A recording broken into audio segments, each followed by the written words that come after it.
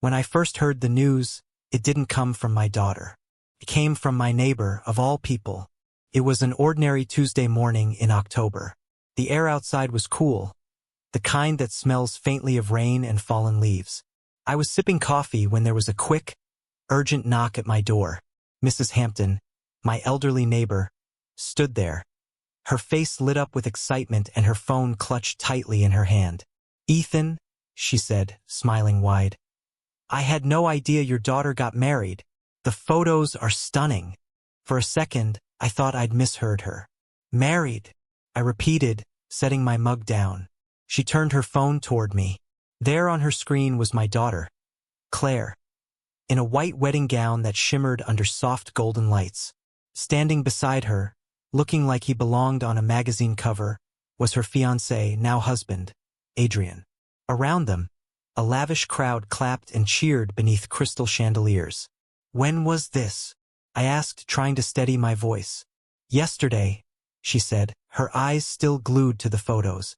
"Just look how beautiful it was. Yesterday.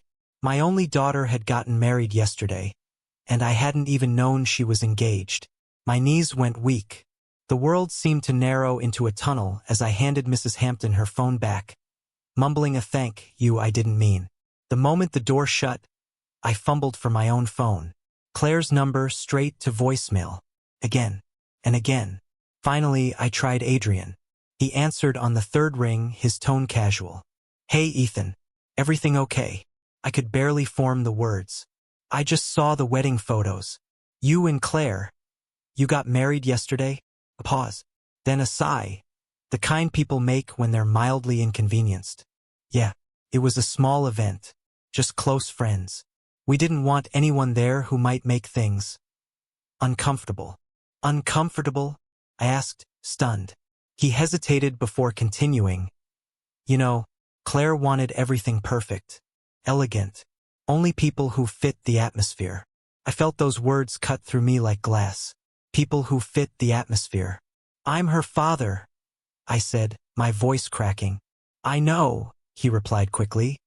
"But her boss was there, my colleagues, people from the club. It had to look high class. You understand, right?" No, I didn't." After he hung up, I sat there in silence. Just me, my cooling coffee, and a phone that no longer felt like it connected me to anyone. Claire had always been my little girl. After her mother passed away when she was 16, it was just the two of us against the world. I'd worked long hours at the plant, saved every penny to get her through college, through heartbreak, through those years where she didn't know who she wanted to be. And now, I wasn't even worth a seat at her wedding. I found myself scrolling through my camera roll, staring at old photos. Her as a toddler on my shoulders. Her in cap and gown. Her laughing in our kitchen. Flour on her nose while baking cookies. Where had that little girl gone? I remembered when she first brought Adrian home 2 years ago. Charming, polished, the kind of man who always made you feel like you weren't quite enough. I'd seen his type before. He'd comment on my old car, my worn-out watch, the house I'd built and repaired with my own hands. "It's cozy," he'd said once, smiling thinly. "You don't see places like this much anymore." At the time, I thought he meant it kindly. Now I knew better. Over time, Claire's calls came less often. The easy laughter in her voice faded. And every time she came over, she seemed a little more distant, more careful about what she said, like she was rehearsing someone else's lines. And now I understood why. That night, I sat alone in the living room, surrounded by the echo of memories. Somewhere out there, my daughter was on her honeymoon, probably sipping champagne and posing for photos. And I was sitting in silence, unwanted in the world I had helped her reach. As I turned off the lights, one thought refused to leave my mind. If I wasn't good enough to be part of her wedding, maybe I was never really part of her life anymore. But something in me, something I didn't yet recognize, was changing. I didn't know it then, but this was only the beginning. Because a week later, I would receive a message from Adrian that would make me realize the wedding was just the first betrayal. A week had passed since I found out my daughter had gotten married without me. 7 long, hollow days where my phone stayed silent. No call, no apology, nothing. Then, one morning, As sunlight crept through the blinds, my phone buzzed on the table. The screen lit up with a name that still made my stomach twist. Adrian. The message was short. Send me the rent money. For a few seconds, I thought it had to be a mistake. Maybe it was meant for someone else. But when I reread it, once, twice, 3 times, the realization hit me like a slow, cold wave. No greeting, no context, no acknowledgement of what they'd done. Just a demand. I typed back, "What rent money?" His reply came instantly. "The apartment's due tomorrow. Send it to my account." I stared at those words, my pulse hammering in my ears. My account. I hadn't paid their rent before, at least not knowingly. I called Claire immediately. After 3 rings, she answered, her voice unusually cheerful. "Hey, Dad. How are you?" "Claire?" I said, keeping my tone calm. "Why is Adrian asking me to send rent money?" There was a pause, a tiny, shaky laugh. "Oh, that. We've just had a few financial hiccups lately. Adrian's between jobs, and my salary doesn't cover everything right now." My throat went dry. "What does that have to do with me?" Another pause, longer this time. "Well, you've been helping us already, remember?" "Helping you?" I asked. "With what?" Her next words shattered what little trust one had left. "Dad, you've been sending $1,200 a month since June for rent. I thought you knew." I sat frozen, trying to make sense of it. "Claire, you told me that money was for your student loans. You said you were behind on payments and didn't want to default." Silence. "Claire?" I repeated, my voice trembling. "You told me it was for student loans." Finally, she spoke, quieter this time. "Technically, we were struggling financially, so I wasn't lying. I just simplified it." Simplified. That word twisted in my chest. She hadn't simplified anything. She'd lied. For months, I had sent her money. Money from my retirement savings, believing I was helping her stay afloat. But I wasn't helping her at all. I was funding their lifestyle, their wine nights, their weekend getaways, their luxury apartment. I hung up without saying another word. That night, I dug through my bank records, page after page of withdrawals. June, July, August, September, each one matching Claire's stories. Urgent loan payment, medical bills, car trouble. All lies. I realized then that every time I'd picked up the phone, desperate to help my daughter, she and Adrian had probably been sitting across from each other, planning what story to tell next. The next morning, my phone rang again. This time it was Adrian. "Martin," he began, his tone brisk. "About that rent money. We really need it today. The landlord's being difficult." "I know what the money's for," I interrupted. A pause. Then, "Yeah, well, she shouldn't have told you that. But look, I've got an interview next week. This will be the last time we need your help. The last time." He said it like I owed him something. "I'm not sending you a dime," I said quietly. There was a long silence before his voice hardened. "You can't just cut us off like that, Martin. We're family now. You have responsibilities." "Responsibilities," I repeated. "I raised my daughter alone after her mother died. I worked for 35 years to make sure she had a good life. I've done my part." "You're being dramatic," he snapped. "We're asking for help, not charity." "No," I said. "You're demanding. There's a difference." I hung up before he could reply. 20 minutes later, my phone rang again. Claire this time. Her voice cracked with tears. "Dad, please don't do this. We'll get evicted if we can't pay." Adrian stressed. "I'm overwhelmed." "You should have thought about that before lying to me," I said. "I'm sorry," she whispered. "I just didn't know how else to handle it." "Claire," I said softly, "you didn't lie because you were desperate. You lied because it was easier. Because you knew I'd say yes." She didn't answer. I could hear her crying quietly, and for a moment, I almost broke. Almost. But then I remembered the wedding photos. The crowd. The smiles. The fact that I hadn't been good enough to stand beside her that day, yet I was good enough to pay her bills. And in that silence, I realized something painful but true. My daughter didn't see me as a father anymore. She saw me as an ATM that never said no. That night, I sat in my dimly lit kitchen surrounded by bank statements, watching my hands tremble. The man I'd become, the man who believed his daughter could do no wrong, had been played. And deep down, I knew this was only the surface. There was more I hadn't seen yet. The morning after I told Claire and Adrian I wouldn't send another dime, I sat at my kitchen table, staring blankly at my coffee. It had gone cold, untouched, like everything else in my life lately. The silence was heavy, until I heard a familiar knock.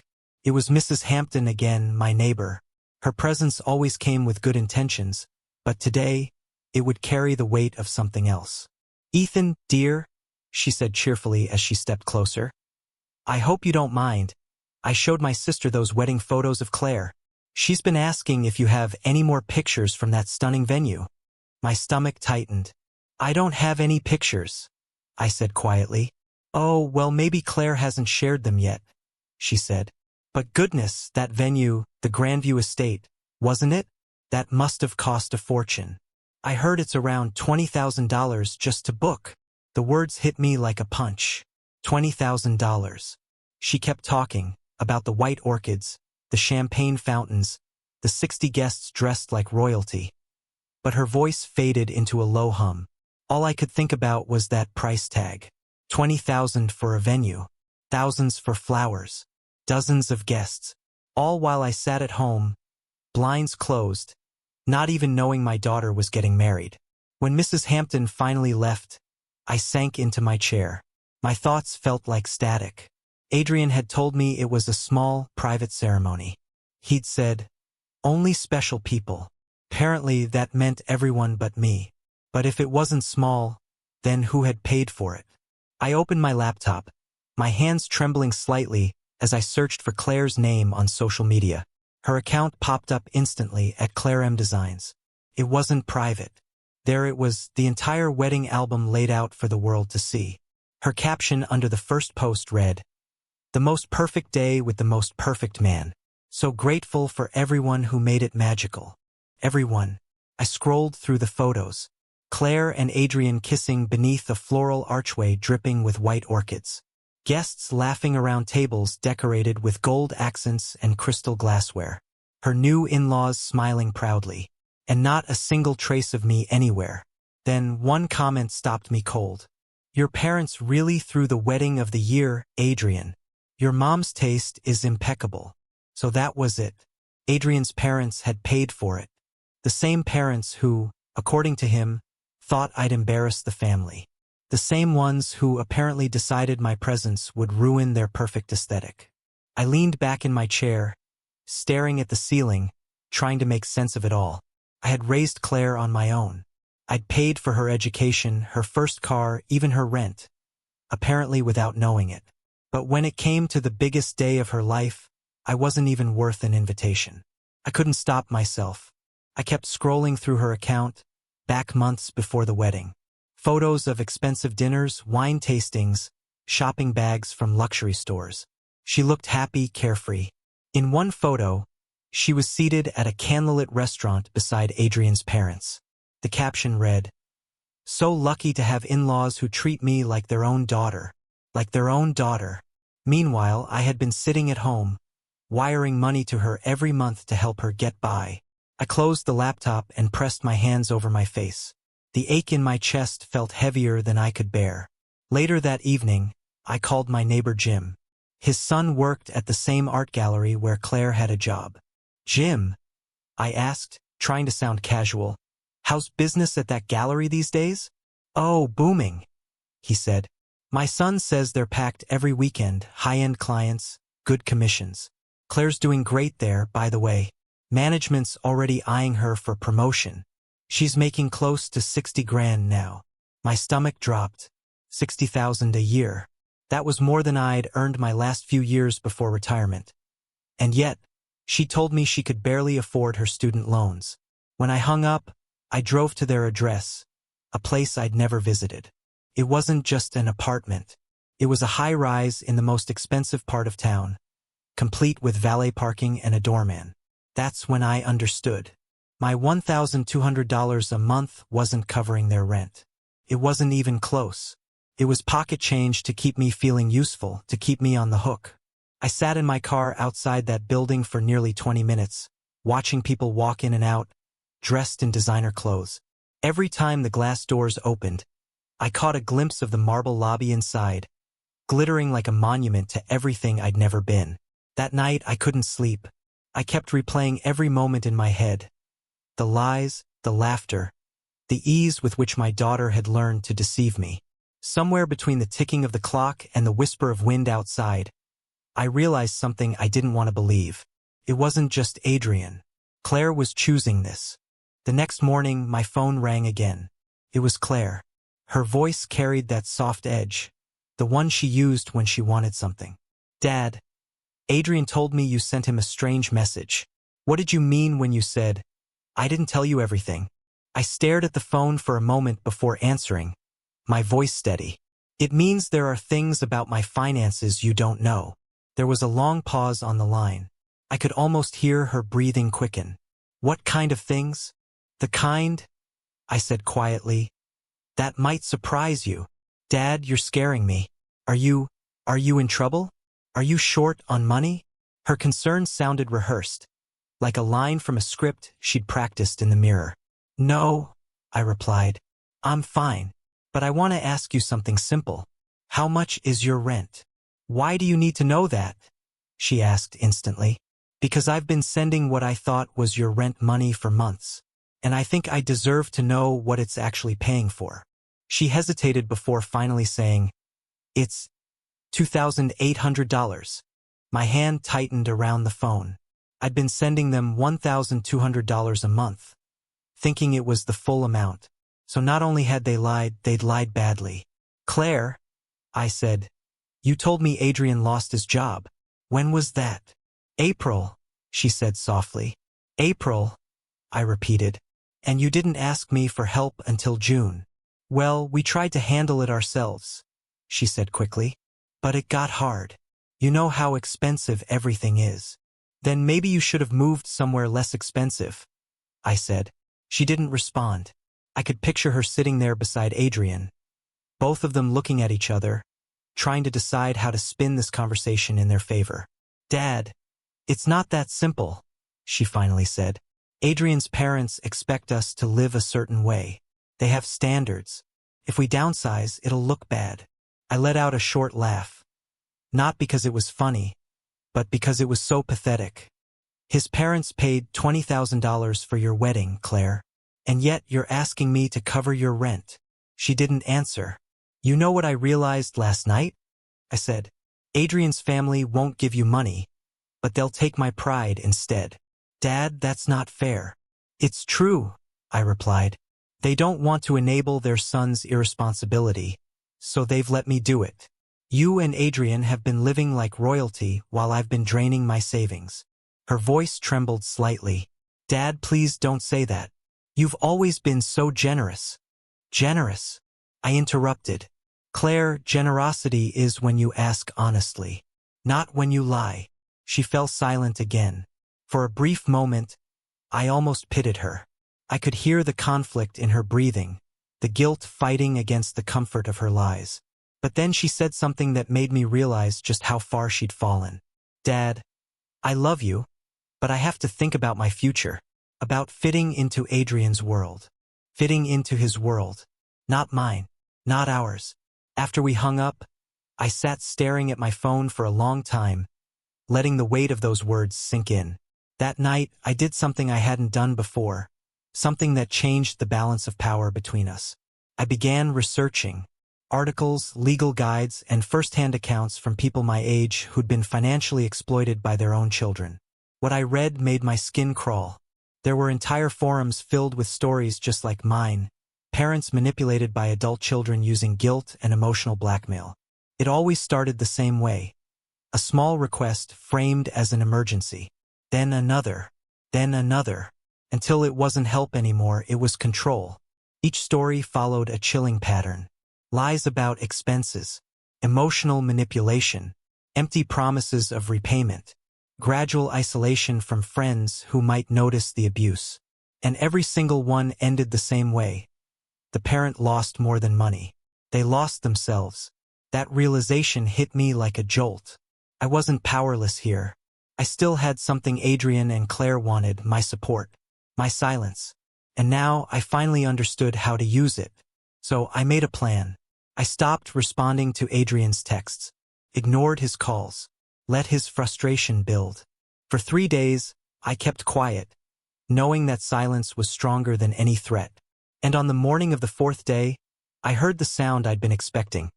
A car door slamming outside my house. I walked to the window and looked out. Adrian's sleek BMW was parked crookedly in my driveway, the engine still running. Claire sat in the passenger seat, her hands clasped tightly together. They were both coming inside, but this time I wasn't the one about to be cornered. The sound of their footsteps on my porch was deliberate, confident, heavy, as if they were marching into enemy territory. Through the frosted glass, I could see the outline of Adrian's frame, tall and squared like he owned the air he walked through. Claire was behind him, her head low. The doorbell didn't ring. Instead, a sharp, impatient voice echoed through the door. "Ethan, we need to talk." I didn't answer immediately. I wanted them to wait. I wanted them to feel, for once, what it was like not to be in control. When I finally opened the door, Adrian didn't even wait for an invitation. He brushed past me, stepping into my living room as though it belonged to him. Claire followed quietly, clutching her purse like it was some kind of shield.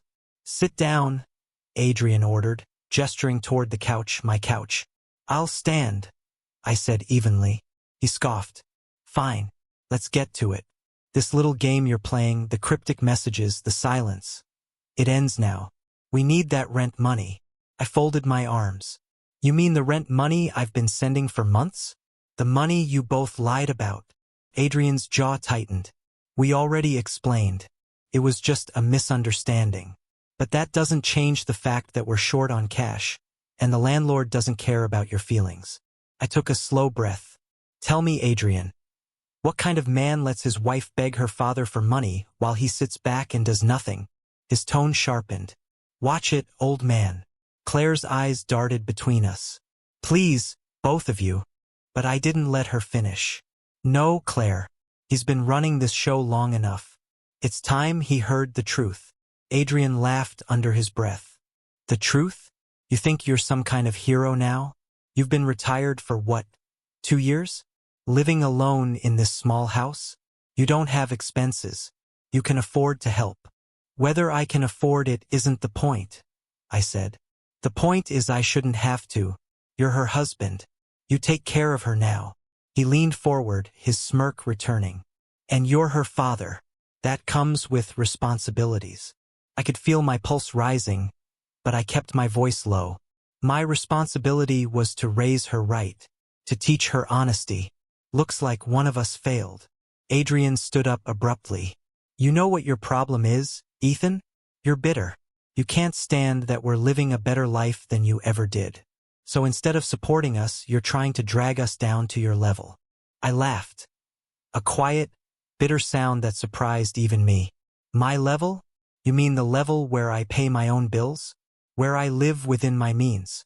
"You're right, Adrian. That's exactly my level. And maybe that's the problem. You're too far below it." His face went red, the veins in his neck bulging. "Don't talk to me like that." "Why not?" I said, stepping closer.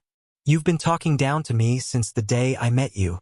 My car, my house, my clothes. Nothing about me was ever good enough for your world. But my money? That was just fine. Wasn't it?" Adrian turned to Claire. "You see what I mean? He's impossible." Claire stood abruptly, tears brimming in her eyes.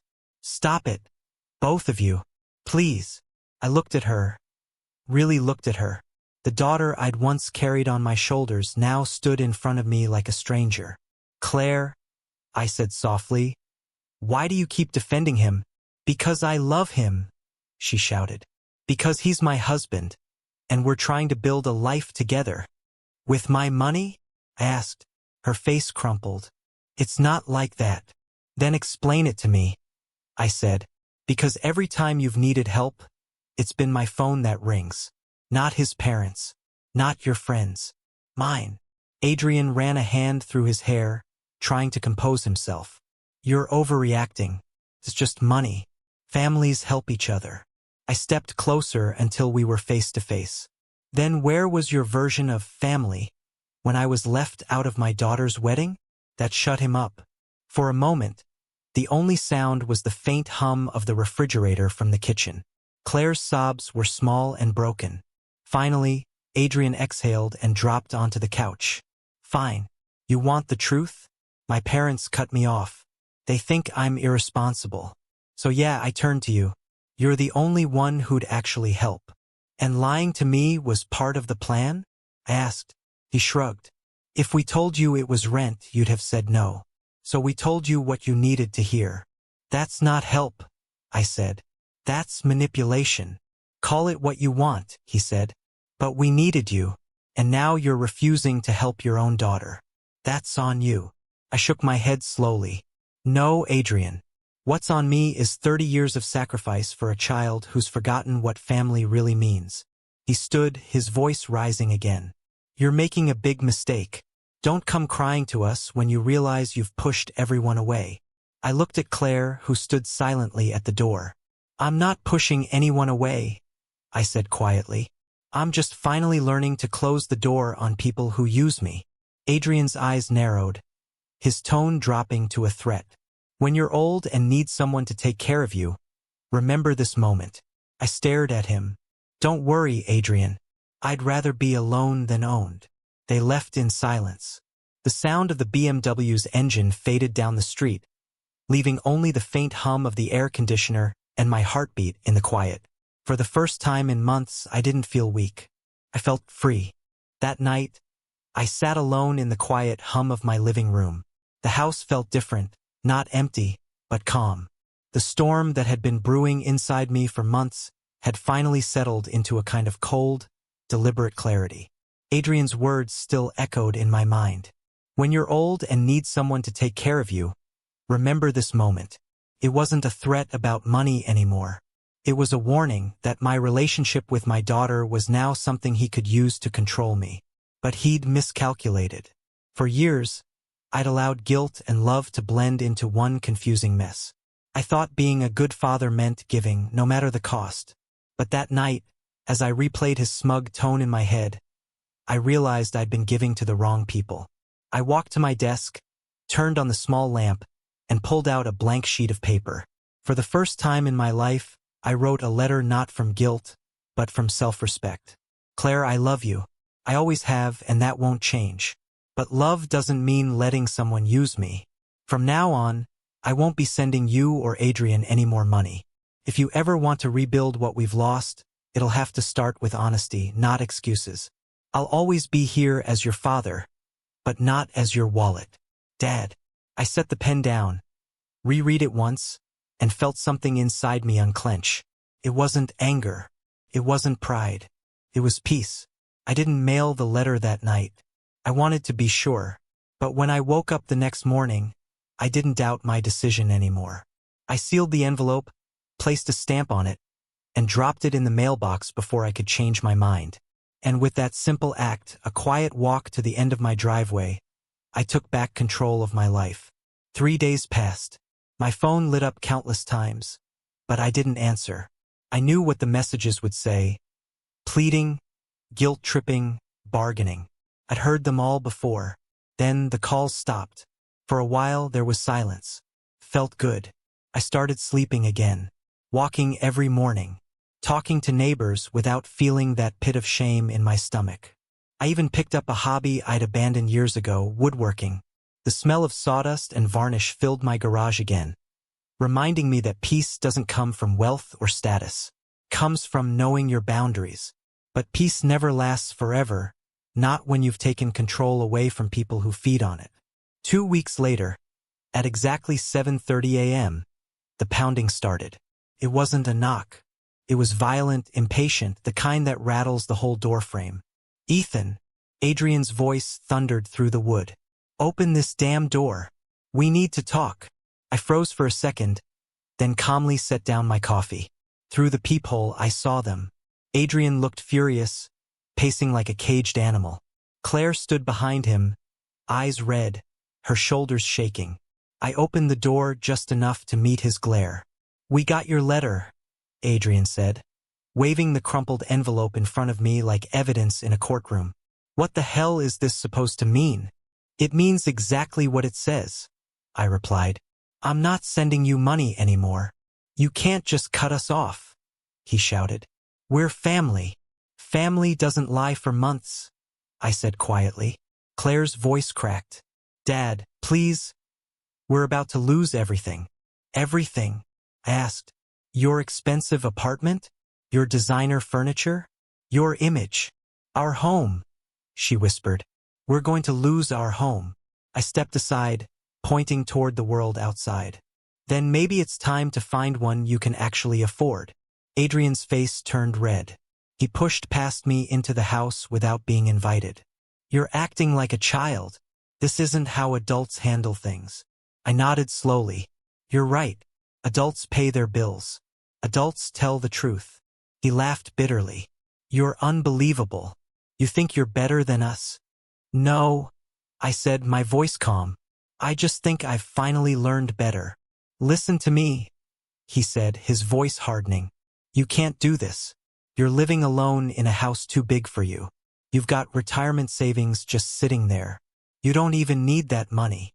"That's not your decision," I said. Claire's tears came faster. "Dad, please. I don't want to fight. I don't know what to do." "You could start by taking responsibility," I said softly. "By realizing this isn't about survival, it's about entitlement." Adrian stepped closer, lowering his voice. "You're making a mistake, Ethan. When you're too old to take care of yourself, don't expect us to come running." That was it. The last mask came off. I looked him dead in the eye. "If the only reason you'd ever care for me is because of my bank account, then I don't want you near me anyway." The silence that followed was sharp enough to cut through the air. Claire's sobs echoed in the doorway as Adrian stormed out, slamming the door behind him so hard that a picture frame fell from the wall. I didn't pick it up right away. I just stood there, listening to the fading growl of his car down the street. When the silence returned, it wasn't lonely.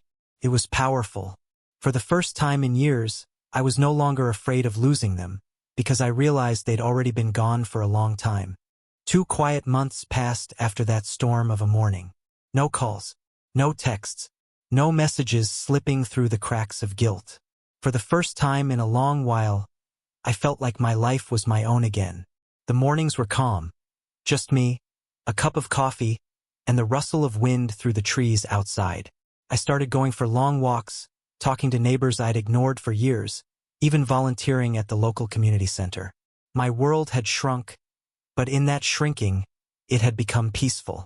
Sometimes, when the evenings got too quiet, I'd think about Claire, about the way she used to smile as a kid when she'd come home from school, waving her art projects like they were masterpieces. I still missed that version of her, the one before the lies, before the wedding, before Adrian. I told myself I'd made peace with it all, but peace doesn't last forever. It was a Tuesday in April when the knock came. 3 short, firm taps, not impatient, not hesitant. Official. When I opened the door, the woman standing there wasn't anyone I recognized. She was in her 40s, dressed in a dark suit, badge clipped to her belt. "Mr. Rhodes?" she asked. "Yes." She extended her hand. "Detective Sarah Chun, County Sheriff's Office. May I come in?" My throat tightened. Of course. We sat in the living room, the same room where Adrian had once stood shouting at me about money. The memory hung like smoke in the air. The detective pulled a small notebook from her pocket. "I'll get straight to the point. We've been conducting an investigation involving a man named Adrian Blake. I believe he's your son-in-law." My chest went cold. I don't think I can call him that anymore." She nodded, flipping through her notes. "We've received several reports of elder financial exploitation connected to Mr. Blake. Multiple cases, actually. Your name came up as one of the possible victims." The words elder financial exploitation hit me like a physical blow. I'm sorry, I said slowly. I'm not sure I understand. Mr. Blake, she continued, has a pattern. He forms close relationships with families, often through marriage or long-term partners, and then convinces older relatives to provide financial assistance under false pretenses. We've documented at least 4 confirmed victims before you. I felt my breath catch. She continued, her tone calm but firm. His previous girlfriend's grandmother, his ex-wife's father. Each of them told stories remarkably similar to yours: emotional manipulation, fabricated emergencies, sudden financial crises. Does any of that sound familiar? I swallowed hard. Too familiar. She looked up from her notebook. Your daughter, Claire, contacted our office 3 weeks ago. That caught me off guard. Claire. Yes, she came in person. She said she recently discovered that her husband had been manipulating you for money, without her knowledge. I stared at the detective. Without her knowledge? That's her statement. She claimed she thought you were helping them with small expenses, groceries, utilities, and that Adrian handled all the transfers. I let out a bitter laugh before I could stop myself. That's not true. Claire knew exactly what I was sending. Every payment, every excuse. She made those calls herself. Detective Chen's pen stopped moving. You're certain? I have text messages, I said. Bank records. Claire was the one who told me the stories about student loans, car repairs, medical bills. Adrian might have encouraged it, but she wasn't in the dark. She jotted something down quickly. Would you be willing to provide those messages? Yes, I said. Every single one. She hesitated for a moment, then added, there's one more thing you should know. Claire filed for divorce last week. The air in the room seemed to thicken. Divorce. She's cooperating with the investigation. Claims she was coerced into participating in your financial exploitation. Her attorney's positioning her as a victim, someone who was emotionally manipulated by Adrian. I leaned back in my chair, trying to process it. It almost made sense. Of course she'd turn on him when the walls started closing in. But even now, she wasn't taking responsibility. She was rewriting history. Detective, I said quietly, Claire wasn't coerced. She lied to me on her own. She cried, begged, told me stories she'd rehearsed. That wasn't manipulation. That was a choice. Detective Chen looked at me carefully. Are you planning to press charges? The question hung in the air. Did I want to press charges against my own daughter? Against the child I'd raised with everything I had? I don't know, I said finally. Not yet. She closed her notebook gently. That's understandable. But if you choose not to, Mr. Blake might get away with minimal consequences. And your daughter's lawyer is already preparing to use your silence as proof of her innocence.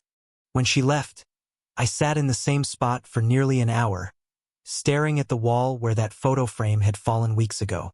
The room was quiet again, but this time the silence wasn't peaceful. It was heavy. My daughter was trying to save herself by pretending she'd been another one of Adrian's victims. But I knew better. I'd heard her voice in every lie, and I realized something painful, maybe the most painful truth of all. It wasn't Adrian who broke my trust beyond repair. It was Claire. 3 days after Detective Chen's visit, my phone rang again. The number wasn't saved, but I knew who it was before I even picked up. Dad. Came the voice on the other end, small, trembling, but familiar. It's me, Claire, I said evenly. I need to see you, she whispered. Please. There are things I have to explain. There was a long pause before I answered. All right, but not here. We agreed to meet at the park near the pond, the one where I used to take her when she was little to feed the ducks. Back then, she'd run along the water's edge with her mother's eyes and my clumsy laugh. Now, as I walked down that same path 20 years later, the air felt heavier, colder. She was already there, sitting on a wooden bench. Her hair was tied back, her face pale, the kind of pale that comes from sleepless nights and regret. When she looked up, her eyes filled with tears. Thank you for coming. I nodded and sat beside her, keeping a small distance. You said you wanted to explain. She exhaled shakily. Dad, I never meant for things to go that far. I didn't think you'd get hurt. I kept my voice steady. How far did you think it would go? I thought it was temporary, she said, her voice breaking. Just until Adrian found a new job. I swear that's what he told me. He said you wouldn't help if we told you the truth. So you lied to me, I said quietly. She nodded, tears sliding down her cheeks. I thought it would be easier for you. If you believed you were helping me, not us. Easier for me, I repeated slowly. Or easier for you? She stared at the pond, her reflection rippling in the water. For me, she admitted at last. There it was, the truth. Not the version she'd rehearsed for the detective, not the one her lawyer had probably written. Just a few broken words and a crack in her voice. The detective told me you're divorcing Adrian, I said after a moment. She nodded. He's not who I thought he was. I found out about the other people, the families he used before us. I was disgusted. Were you? I asked. Because you didn't seem disgusted when you were lying to me. Her breath hitched. Dad, please don't say that. I was wrong. I know that now. Do you? I asked. Because I listened to every word you said back then. Every excuse, every fake tear. Adrian didn't make those phone calls. You did. She looked at me, her eyes pleading. He said it was normal, that families help each other any way they can. I thought it was okay if it was for us. I leaned forward, my voice low. Claire, what you did wasn't love. It wasn't family. It was manipulation. And it came from you. She covered her face, sobbing. I know. I hate myself for it. I watched her cry, and for the first time I didn't rush to comfort her. Because I realized something heartbreaking. She wasn't crying for me. She was crying for herself. When her sobs quieted, she whispered, The detective told me you might press charges. Are you going to? I'm not pressing charges, I said. She looked up, relief washing over her face. Too quickly. But, I continued, I'm not going to lie for you either. If they ask me what happened, I'll tell them the truth. Every word of it. Her expression faltered. Dad, if you do that, I could lose my job, my reputation, everything. You should have thought about that before you lied to your father, I said softly. She shook her head, her voice breaking. I'm begging you, please. No, I interrupted. I've spent my whole life fixing your mistakes. I'm done protecting you from the consequences of your own choices. She stared at me, truly stared, and for the first time in years, I saw fear in her eyes. Not anger, not entitlement, fear. What do you want from me? She whispered. I don't want anything, I said. I want you to take responsibility, to live with what you've done, and maybe one day to grow from it. She was quiet for a long time. Then, in a voice so small I almost missed it, she asked, Does that mean we'll never have a relationship again? I looked out over the pond, watching a ripple stretch across the still water. That depends, I said, on who you decide to become from here. We sat in silence until she finally stood, wiping her eyes. I'm sorry, Dad. I know, I said. I just wish it had come sooner. Then she turned and walked away. I watched her go, the same walk I'd seen since she was a child, but slower now, weighed down by her own mistakes. And in that moment, I realized something painful yet freeing. The daughter I had raised, the one who once called me her hero, wasn't the same woman walking away from me now, and maybe she never would be again. 6 months later, I heard through neighbors that Adrian had pleaded guilty to elder fraud and was ordered to pay restitution. Claire avoided criminal charges, but her name had been mentioned in the court documents. She lost her job at the gallery soon after. I never heard from her again. Sometimes, I wondered if she ever rebuilt her life, or if she finally understood the value of honesty, the kind of honesty that can't be bought or begged for. As for me, I rebuilt something too. Myself. I started volunteering at a senior center, helping others recognize signs of financial manipulation. I traveled a little, read books I'd long forgotten, laughed again. For the first time in decades, I wasn't living under guilt or obligation. I was living for me, because I'd finally learned that family isn't about blood or shared names. It's about respect, truth, and love that doesn't come with conditions. Sometimes the hardest lesson life gives you is that walking away isn't cruelty. It's survival.